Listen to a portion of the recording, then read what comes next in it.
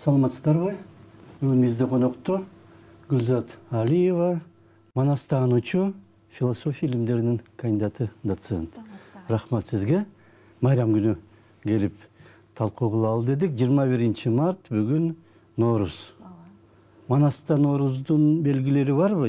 Жалпы эле кандай чыккан бул майрам, кантип чечмелесе болот? Бүгүнкү күндө Норуз деген аталыштагы майрамдын синонимдери бар.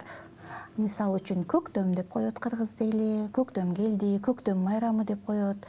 Андан сырткары жыл арасы деп коет. Эски жыл менен жаңы жылдын, 2 жылдын арасы деген сөз. Анан Норуз деген сөз дагы бар. Анан көпчүлүк учурда Норуз деген сөз бул перс тилиндеги сөз, бул майрам бизге перс элинен келген деген версияларда айтылып жүрөт. Бирок негизинен фольклордо карай турган болсок, Норуздун тарыхы атам замандагы байыркы тарыхтарга барып такалат да. Көбүнчө эле биз эми бүгүнкү күндө классикалык илимди көп жактап сөйлөйбүз, академиялык илимди көп жактап сөйлөйбүз. Бирок ошол эле учурда бүгүнкү күндө мындай бир кардиналдуу өзгөрүүлөр да болуп жатат. Илим чөйрөсүндө айталык ДНК жөнүндө илим пайда болуп атат. Эзотерика деген илим улам мындай канатын көөлөп, мындай популярдуу болуп бара жатат. Ушул сыяктуу илимдер мындай академиялык жана классикалык илимдерди ортосунан мындай жарып чыгып келе жатат да. Ошондуктан Манаста дагы эзотерикалык моменттер көп. Ошого кайрыла турган болсок, Манас эпосу берген маалымат боюнча Норуздун түбү эзотерикалык цивилизациялардын ортосундагы мезгилдерден жаралат. Анткени буга чейин эзотерика илими берген маалымат боюнча лемурлар цивилизациясы деген болгон, атланттар цивилизациясы деген болгон, бүгүнкү күндөгү заманбап адамзат болсо бул Арий цивилизациясы деп атайт. Анан Манас эпосунун мазмунун карап көрө турган болсок, көбүнчө атланттардын цивилизациясынын элементтери абдан көп кездешет да. Ошо лемурлар цивилизациясы талкаланып, атланттар цивилизациясы жаңы пайда боло баштаганда, материктер да жарылып кеткен. Вообще геология илими берип атпайбы? Алгачкы материк Пангея деп аталган, бир эле материк болгон дейт. Анан кийин Пангея экиге бөлүнүп кеткен, Лавразия жана Гондвана деп аталган, 2 материкке бөлүнүп кеткен. Бул расмий илимдин берген жообу да. Анан кийин ошол Гондвана менен Лавразия да өзүнүн ичинен бөлүнүп, бүгүнкү 6 материк жаралган дейт. Ошо Манас эпосунда дагы ошо материктердин талкаланып жаткан учурлары кездешет да. Жер титиреп, алай дүлөй болуп, капкара дүйнөнү караңгылык каптап, мындай орусча айтканда мыгла болуп, ошол караңгылык көп жылдарга созулган деп айтылат да. Анан Манас эпосунун мазмунунда кыш мезгили жок. Кыш мезгилин биз таба албайбыз. Негизинен жылуу мезгил көп сүрөттөлөт. Анан ошо жанагы катастрофа болгон учурда, бир учурда баягы капкараңгы болгон асман жарылып, мындай караңгылык тарап, бир убакта асман көгөрүп көрүндү дейт. Ошондо элдер, аман калган элдер көк асманга колун сунуп, о Кудай, биз адамзаттагы мындай жашоого укугубуз бар турбайбы? Жашоо уланат турбайбы деп, ошондон улам көк деген сөз бир сакралдуу мааниге ээ болуп баштады дейт. Эң кызыгы, мен Блаватскаянын дагы ошо китептерин окуп чыктым. Блаватская берген маалымат менен Манас эпосу берген маалыматтарды мындай параллель жүргүзө турган болсок, окшоштуктары абдан көп да. Блаватскаянын берген маалыматында дагы ошол катастрофага чейин асман кызыл болгон дейт да. Блаватскаяда. Ооба. Анан ошо тиги жанагы материктер жарылып аламат болгондо асман көккө боелуп калды дейт. Уже жаңы цивилизация келгенде көк асман жаралды дейт. Кызыл асман жөнүндө Манаста жок, бирок көк асманды көргөндө адамдар кубанып, жашоо уланат деп бир неметкени, мындай ритуалдарды жасай баштаганы Манаста жакшы берилген. Жана Манастын анты дагы ошо менен байланышат да. Ой, көккө теңир, бизди аман алып калдың. Ушундай бир жаман иштерди кылсам, ушу мени өзүң уруп кетсин, ушу көккө теңир өзү урсун, неме төшү түктүү жер урсун деп баягы адамдар ушундай антта берип кетишкен да. Башкача айтканда, ошол Блаватская берген маалымат боюнча дагы, Манас эпосундагы берилген маалымат боюнча дагы атланттар цивилизациясы жаңы башталган мезгилде адамдарда диний ишеним жаралган. ошо баягы аман калуунун негизинде диний ишеним жаралган. Ошондуктан мен ойлойм, бул деген кийинки эле баягы жазма тарых, кагаз бетинде калган, таш бетинде калган кийинки тарыхта алчы. Ошондогу берилген маалыматтар боюнча бул Перс элине гана тийиштүү майрам эмес, майрам эмес. Мунун түбү жазылып пайда боло элек кездеги учурларга чейин кетип калып атат да. Ушундай бир кызык маалымат. Андан сырткары могу жыл арасы дейт. Жыл деген сөздү эле карасаңыз этимологиясын. Эгерде жыл деген этишти, кыргыз тилиндеги этишти, орус тилине которо турган болсок, двигайся дегенди билдирет. Движение болуп атат, кыймыл болуп атат да. Ал эми кыргыздын календарын карай турган болсок, мүчөл календары деп аталат, кыргыздын өзүнүн календари. Ооба, 12 белгиге таянган. Ал мүчөл календары Юпитердин кыймылына байланыштуу да.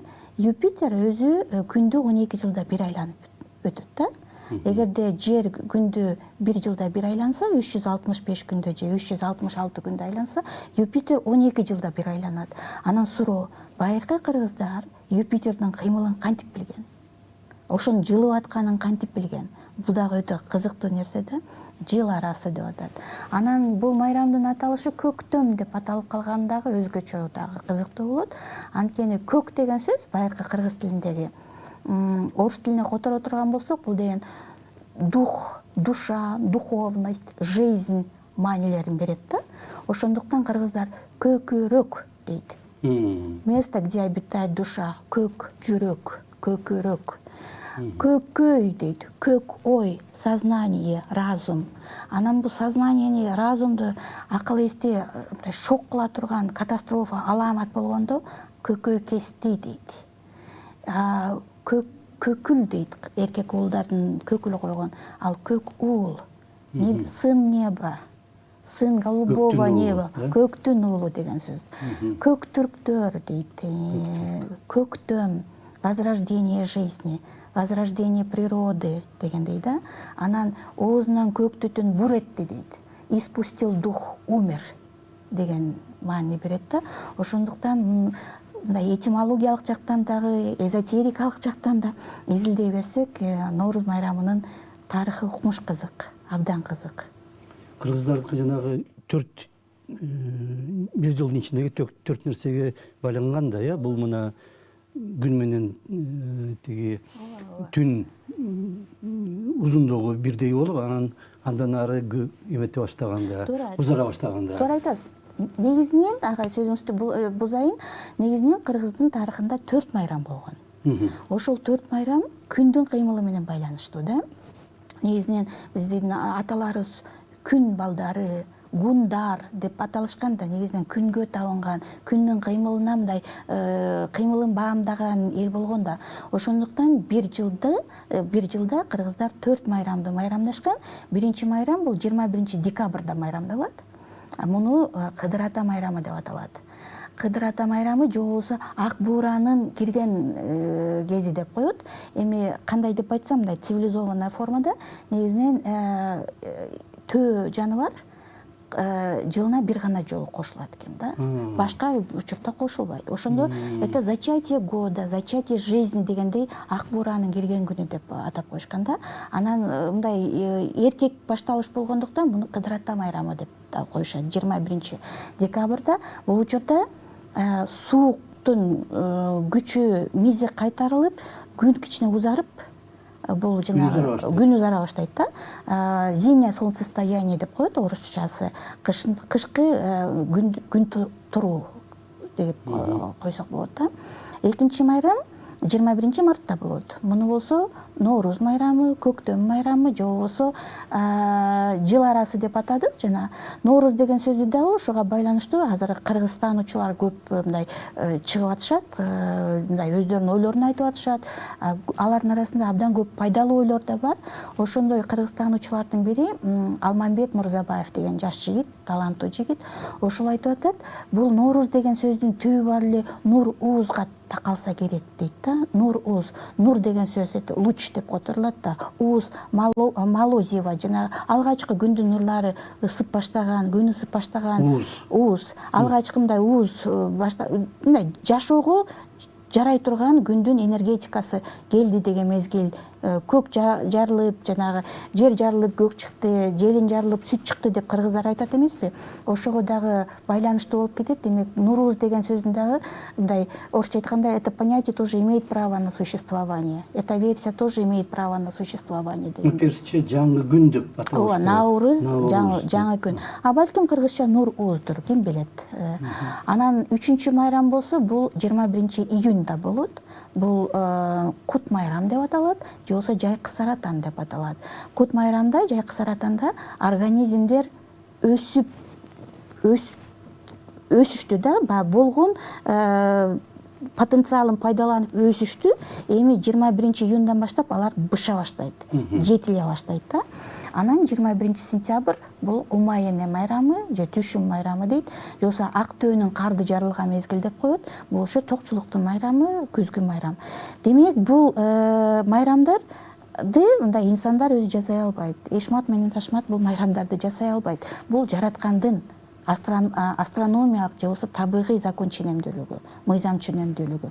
Ошондуктан айрым замандаштарыбыз бул бутпарастардын майрамы дегендей сөздөрдү айтып атат, бирок менин оюмча бул жараткандын жаратмандык эркине каршы чыкпашыбыз керек. Бул жаратканга тиешелүү компетенция болуп саналат. Андан башка киши мындай нерселерди кыла албайт. Манаста дагы кайсы ушул сыяктуу майрам сыяктуу же мындай белгилей турган бир күндөр сыяктуу эмелер кандай маалыматтар бар? Манаста негизинен майрам сыяктуу майрам катары мындай Нооруз деп айтылбаса дагы Нооруздун белгилери бар. Мисалы үчүн бул 4 майрамда тең негизги башкы каармандар болуп, бул жанагы Кыдыр ата менен Умайене эсептелет. Негизинен биз 91-жылдан баштап Нооруз майрамын майрамдап келдик, бирок Умайене жалгыз гана аластап келди биздичи, аксап келдик. Негизинен кыргыздын дүйнө таанымында бардыгы жуп-жубу менен болот. Оң сол менен болот, ак кара менен болот, өйдө ылдый, эркек аял менен болот.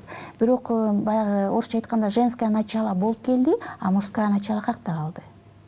Ошондуктан бүгүнкү күндө дагы кыргыз таануучулар чыгып атат, ошо Манас эпосунан алып, башка бир фольклордук чыгармалардан алып, Кыдыр ата мужское начало, это вот Кыдыр ата болуп саналат.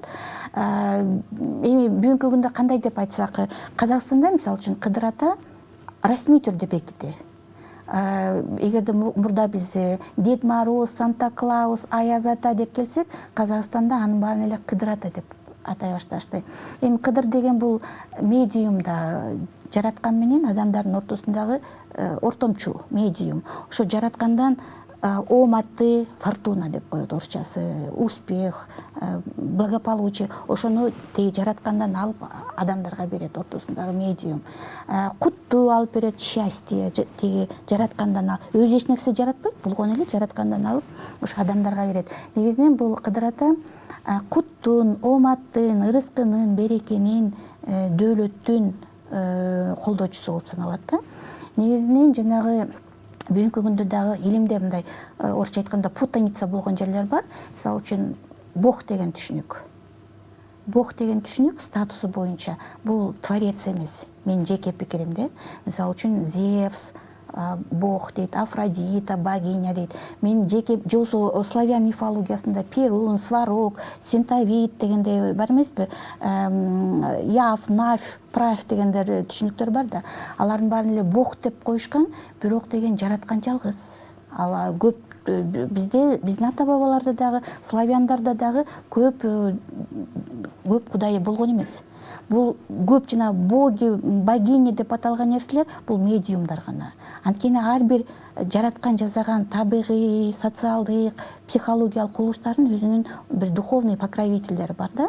Ислам динине эле карайлыкчы, ислам дининде ушул духовный покровительдер, вечные, бессмертные духовные покровители, ислам дининде маляк, мелек, фаришта, периште деп аталышат да. Алардын саны 3000ден ашык. Бирок ислам дини политеисттик дин эмес да, бул монотеисттик дин. Анткени жалгыз жараткан Аллах деп аталып атат. Ошол сыяктуу эле биздин кыргыз дүйнө таанымында дагы жалгыз жараткан теңир деп аталат. Ал эми жараткан менен адамдардын ортосунда ортомчулар бул Кыдыр менен Умай. Ошондуктан баардык 4 майрамда тең Кыдыр менен Умай келип, бул мындай атрибуттук персонаждар болуп саналат да, адамдарга батасын берет, тилегин айтышат. Мында дагы билип алыш керек, батаны эркек гана киши берет, же болбосо Кыдыр ата гана берет. Ал эми тилекти, бата орусчасы благословение болот да, аны эркек киши гана берет. Ал эми тилекти, добрые пожелания, аял киши берет. Ошондуктан кыргыздар айтат да, атадан бото калганча бата калсын дейт. Ападан бата эмес, атадан бата калсын дейт. Эркектин билеги, эненин тилеги күчтүү дейт. Эркектин тилеги күчтүү эмес, эненин тилеги күчтүү болот да. Ошондуктан Кыдыр ата батасын берет, Умай эне тилегин айтат, энелик ак тилегин айтат да. Анан аластоо деген бир ритуалдар бар, жөрөлгөлөр бар. Бул аластоо жалгыз эле кыргыз элине таандык эмес, бул христиандык чиркөөлөрдө карасаңар дагы аластоо бар. Жанагы ладань менен ооба жана окуривание деп коет орусча айтканда. Бүгүнкү тил менен, медицинанын тили менен айтканда бул деген дымолечение болот да. Ошо кыштай бою ар кандай микробдор болду, адамдар ооруп сыктады дегендей, ошондо жанагы аластап арчанын жыты менен ошо ар кандай жана грибоктордон, вирустардан, ар кандай терс энергетикадан арылуу, адамдарды тазартуу милдетин аткарган бул эненин ритуал болуп саналат да. Ошондуктан акыркы жылдары жана Кыдыр ата менен Умай эненин чогуу чыгып жатканын мен туура деп эсептейм. Анткени баардыгы жуп-жубу менен болуш керек, баардыгы орто менен болуш керек. Абдан кызыктуу нерселер.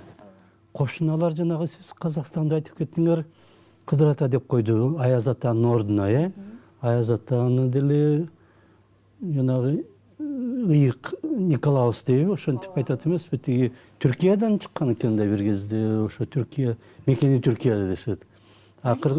Кыргыздар жанагы эмне деп коёду, жанагы жөн эле бир тамаша сыяктуу бир эле жазып койсо, о, родина Санта-Клауса деп чыгышпадыбы мындан бир нече жыл мурда. Негизинен эгерде тарыхты каза турган болсок, Кыдыр атанын түбү бар эле Шумер булактарында кездешет. Шумер булактарында аны Судр деп аташат, же болбосо Зи Судра деп атайт. Бул киши адамзатын жанагы суу ташкындан, всемирный потоптон сактап калган киши экен. Атайын кеме курушуптур.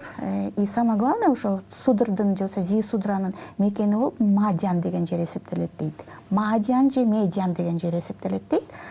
Шумер булактарында жазылып атат.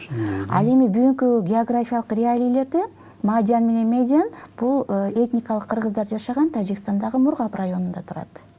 Ошондойбу? Ошондой. Анан айтып атышат, шумерлер айтып атат, биз ыйык тоодон келдик, бийик тоодон келдик дейт да. Ошол жерде рай земной бар дейт.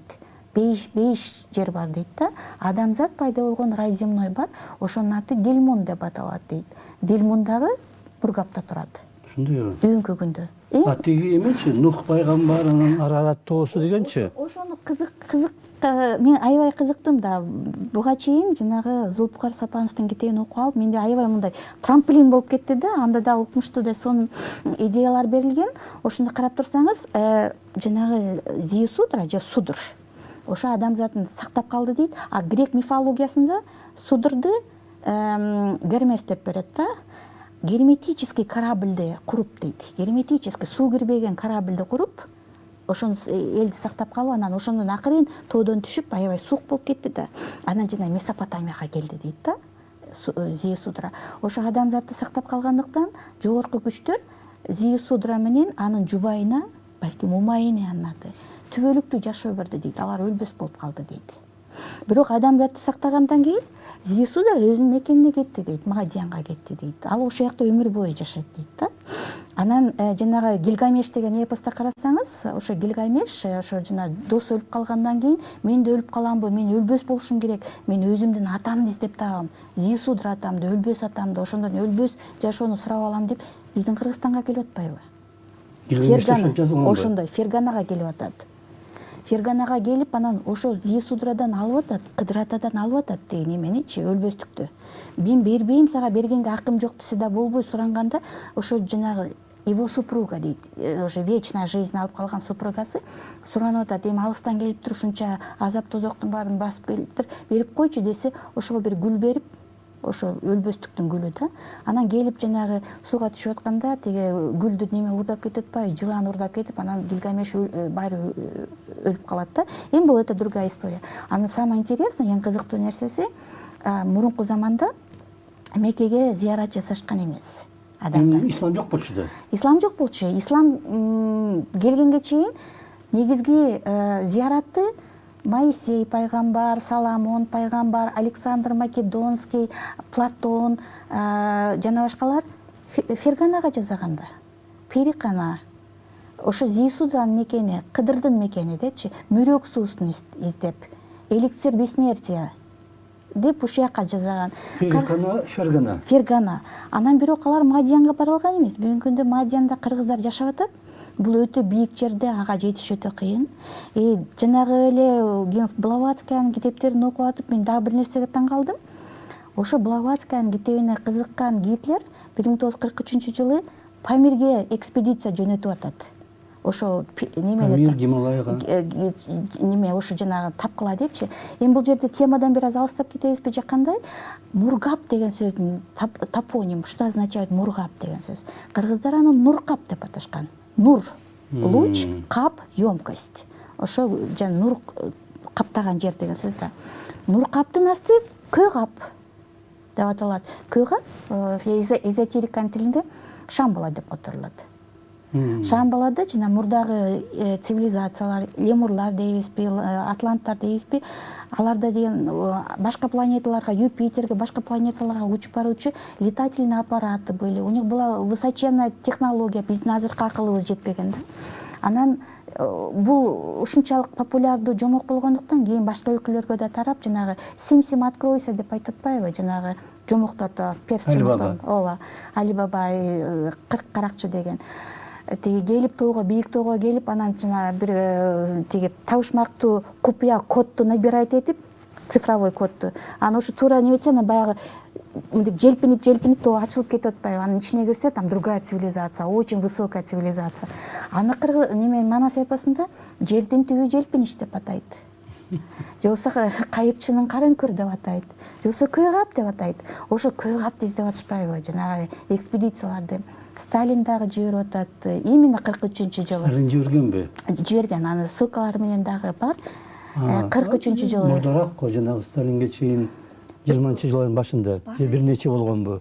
Балким бир нече болгон. Бирок менин тапкан маалыматым боюнча 1943-жылы и Сталин, и Гитлер ошол Памирге немени көө капты издеш үчүн экспедиция жөнөтүп атат. Алардын максаты эми ал учурда Блаватскаянын китептери абдан популярдуу болчу да. Балким жана летательный аппараты, жанагы неме Манас эпосунда укмуштуудай бир бүгүнкү адамдын акылы жетпеген бир немелер бар да, жанагы курал жарактар бар.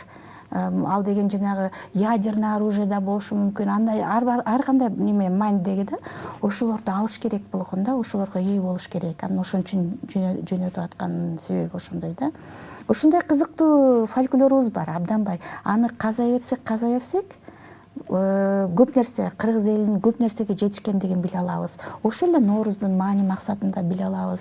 Биз жанагы айтып атабыз, мүчөл календарь болгон деп. Ошо мүчөл календарынын биз азыр календарга көнүп алдык дейм. Азыр саатыбызга неме телефондун ичинде календарь турат. Буга чейин жанагы кагаз календарь бар элеми деп барактап, а кыргыздын календари боз үй да. Боз үйдүн эле түндүгүн ачып коюп эле, быйылкы жыл катуу болот экен, же болбосо быйылкы жыл түшүмдүү болот экен деп жоруп коюшкан. Жайчылык өнөрү болот. Кайсы белги менен? Ошо түндүктөн түшкөн күндүн нуру боюнча кандай бурч менен түшүп атат, уука кандай бурч менен түшүп атат, керегеге кандай бурч менен түшүп атат. Эми бул боюнча мен албетте дилетантмын, бирок айрым бир изилдөөчүлөрдүн эмгектерин окугам. Ошолор боюнча абдан терең маанилүү, биз билбей калдык аны, унутуп калдык. Бирок кыргыздар ошолорду билген. Ошентип жорушкан, прогноздорду жасашкан. былтыркы жанагы күндүн эмеси нуру уктарга тийгенде мындай болчу, быйыл мындай болуп атат деп айырмасынан анан бир нерсени жорган да. ооба ооба. Абдан кызык. Боз үйдүн да кандай эмелери бар, касиеттүү эмелери? Эми боз Белгилери. үйдү негизинен кыргыздын дүйнө таанымында жерди квадрат деп. Квадрат бул жердин символикасы, бул төрт бурчтук. Ал эми тегерек же болбосо төгөрөк деп коет кыргызча. Бул ааламдын символикасы болуп саналат. Анан боз үйдө төгөрөк менен төрт бурчтуктун мындай айкалышы, гармониялык айкалыштары көп байкалат да. Төгөрөктүн төрт бурчу деп коет. Ар бир бурч өзүнүн символикалык касиетине ээ. Мисалы үчүн боз үйдүн босогосу сөзсүз түрдө чыгыш тарапты карайт. И ошол чыгыш тарап жашоонун башаты катары босого тарапка жаштар отурат. Жашы күчүлөр отурат. Ал эми чыгыштын карама каршы жагы батыш тарап болуп саналат. Батыш тарап бул уже жашоонун бүткөн жагы, жашоонун батып бара жаткан жагы. Бул төр деп коет. Ошондуктан ал жака улгайган адамдар отурушат. Анан жана кыргызда төрөлүү деген сөз бар эмеспи? Төргө жеткенде уже конец жизни. Башкача айтканда төр деген бул тиги дүйнө менен бул дүйнөгө чек ара да. Босого да тиги дүйнө менен бул дүйнөгө чек ара. Тияк дүйнөдөн келди, төрөлүп бул дүйнөгө бала. Бул дүйнөдөн өтүп баратып тиги дүйнөгө кеткен чек аралар да. Ошондуктан боз үйгө киргенде жана бүгүнкү күндө бир бизде айтылбаган мыйзамдарды унутуп калган учурубуз көп кездешет да. Же болбосо билбей калган учурубуз. Айталык 35 жашта губернатор болсо, ага деген кошуматчылык кылып, ой, азаматсың, сен губернатор болуп иштеп атасың, төргөтө кой деп төргөткөзүп коюп атат. Аксакалдар ол жакта калып атат. Бул таптакыр туура эмес, анткени губернатор болгону 35 жашта, ал дагы көп жашаш керек. Анын орду төр эмес, ал төр башка бирөөнүн орду да. Ошол эле учурда батыш, түндүк менен түштүк. Негизинен боз үйдө түштүк тарап эркектерге таандык болуп саналат. Түштүк, энергетикалык тарап. Бул жак эр жак деп аталат. Аяка эркектерге таандык буюм тайымдар коюлат, аяка аялдар ээлебейт. Ал эми түндүк тарап, энергетикасы азыраак тарап. Бул аялдарга таандык жак, ал эпчи жак деп аталат. Ошол жерде дагы эпчи деген сөзгө дагы мен баягы күнү бир нерсе таап алып, негизинен мен немемде, Facebook баракчамда болгону эле 8600 катталуучум бар. Бирок ошо эпчи жак жөнүндө жазсам, эмнегедир меники деген бир 2-3 күндүн ичинде 250 миңден ашык просмотр болуп кетти да. Лайктардын саны бир 2000ге чыгып кетти. 2-3 эле күндүн ичинде. Ал жака мен мынтип жазганмын. Жанагы Виктор Казадой деген тарыхчы бар эмеспи? Орусиялык тарыхчы. Ошол жазыптыр. Биздин убактыбыз 1 мүнөт эле калыптыр. Анда башка Кыска, жок. мейли, кыска, өтө кыска. Ошонун жанагы архитектура боюнча, Сибир кыргыздарынын архитектурасы боюнча жазган экен. Ошондо мен жаздым эле. Ошо отурукташкан мезгилде кыргыздар үйдү эп деп аташа керек депчи. Анан ошондон бизде деген эпчи жак, үйдө турган, үйчү жак. Аял киши үйдө эле отурат да, эркек киши аңчылыкка чыгып кетет, сыртка чыгып кетет. Ошондон эбиң менен бул, эпчи жак, эптеп септеп деген сөздөр ошондон калса керек деп жазсам, ошо көп лайк топтоп кетти да. Абдан кызык. Дагы ушул сыяктуу нерселерди дагы талкуулаш керек экенбиз. Казадой дагы абдан чоң эмгек кылып атат. Кыргыздардын тарыхы боюнча ага каршы чыккандар, өзүбүздүн ичибизден каршы чыккандар чыгып атат, тилекке каршы. Дагы талкууларды жазайлы, интервью кылалы. Мариям Уздер менен Норус. Бирге болсун агай. Рахмат. Рахмат сизге. Бизде конокто Гүлзат Алиева болду. Манас таануучу жана философия илимдеринин кандидаты, доцент. Рахмат сизге. Рахмат сизге. Саламат болуңуздар.